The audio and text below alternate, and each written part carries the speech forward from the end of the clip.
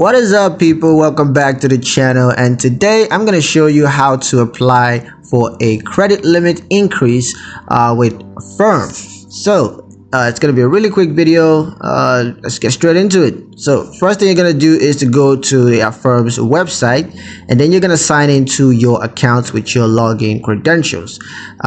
Next, once you're logged into your account, you just want to click on credit limit increase, and then you want to select the loan that you want to request an increase for, and then you're going to provide your updated income and credits information in the required fields.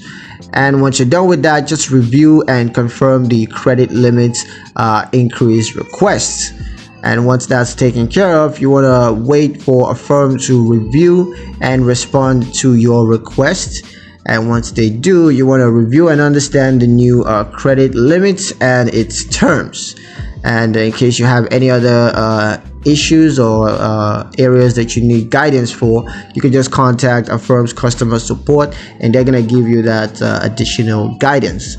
And also consider setting up account alerts, because that's going to help you to monitor your account activities and boost security.